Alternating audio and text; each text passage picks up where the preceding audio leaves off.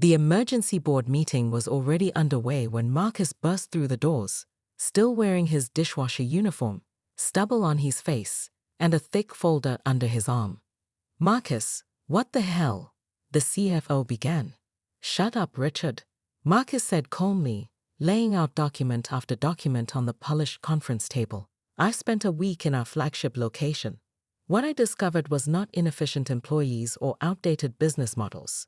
What I found was us, this board, systematically destroying what made this company successful."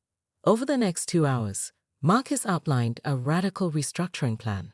The board resisted, threatened, cajoled, then fell silent as Marcus played recordings of customer complaints, employee struggles, and finally, Elena's phone call about her son's medical care.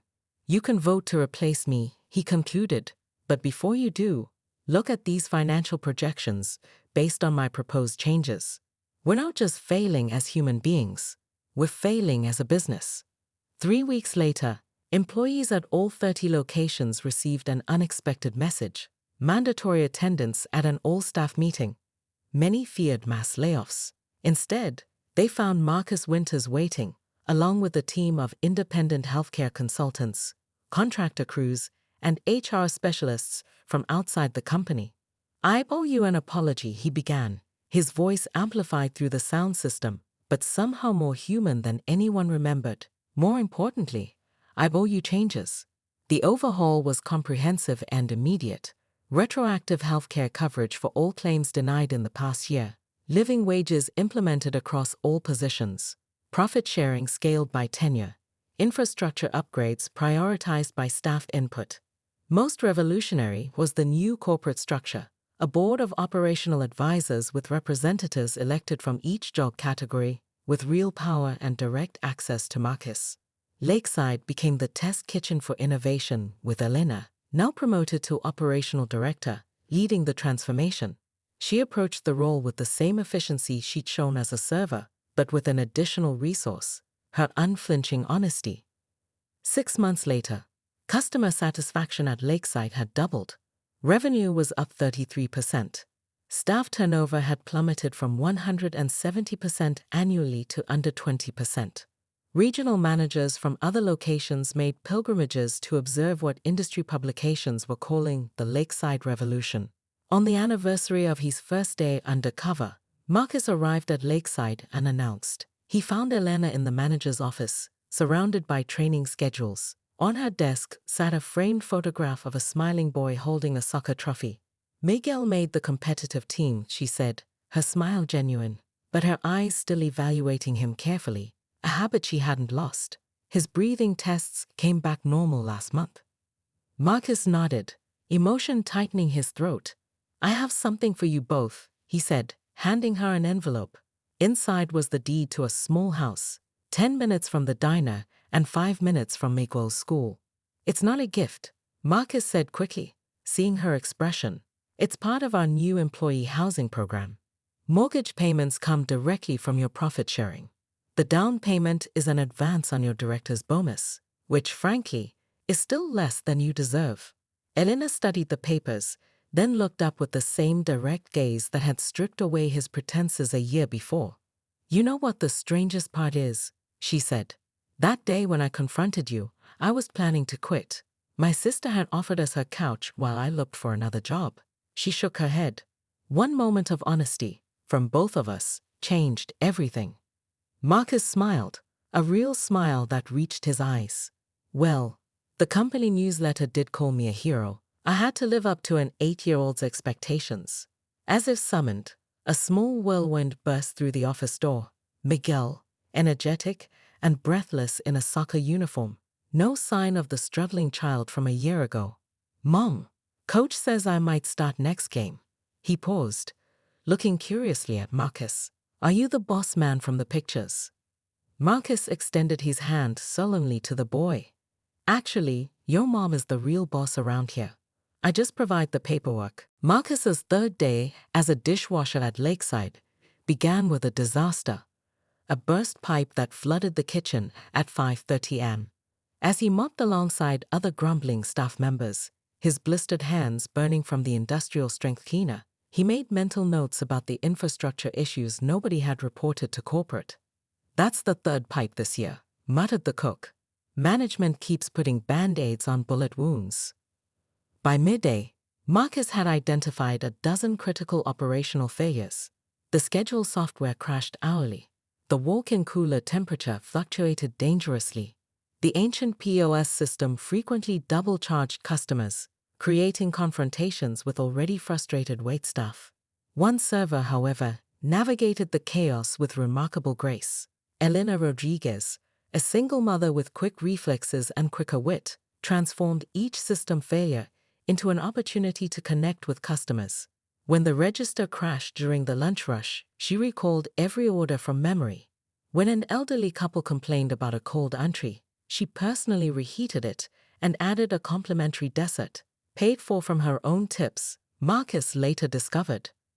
During a rare quiet moment, Marcus overheard Elena in the break room with another server. "The new insurance won't cover me, girl specialist," she said, her voice tight. "That's $3,000 out of pocket.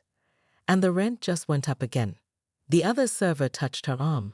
"Is that why you're working doubles all week?" Elena nodded. "And I sold my car. Taking the bus adds an hour each way, but Miguel needs these treatments."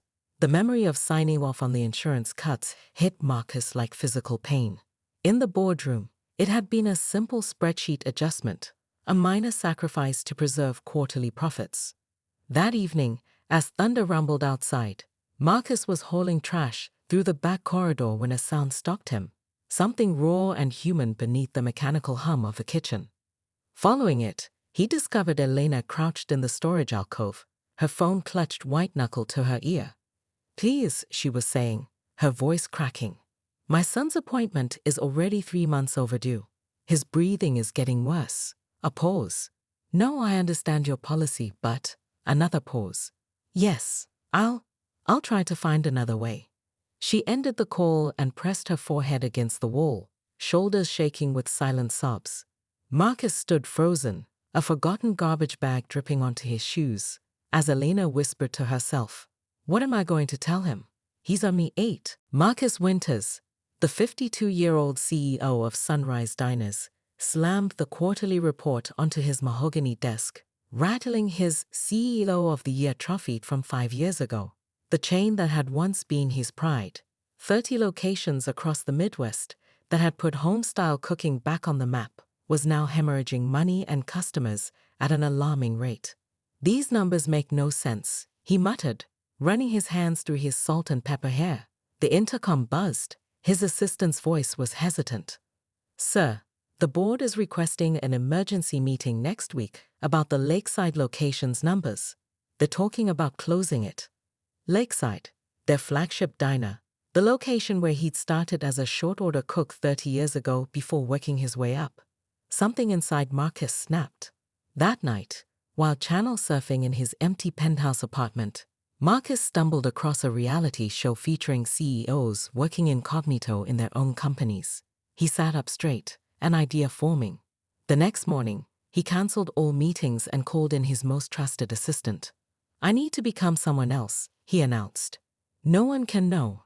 Not the board, not management, especially not the press."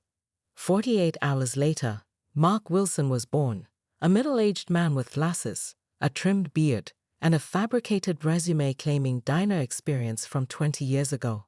His backstory: recently laid off from an accounting firm, looking to get back to basics. As his assistant helped him practice his new, less authoritative manner of speaking, Marcus caught his reflection in the window. For the first time in years, he felt a rush of adrenaline that had nothing to do with stock prices. For the next 5 days, Marcus worked double shifts, volunteering for the worst jobs while strategically asking questions and observing. He secretly paid for small equipment repairs out of his own pocket and left anonymous gift cards in Elena's locker, cowardly attempts at atonement that did nothing to address the systemic problems he'd created. On Thursday night, the regional manager made a surprise visit, berating staff for the location's poor numbers.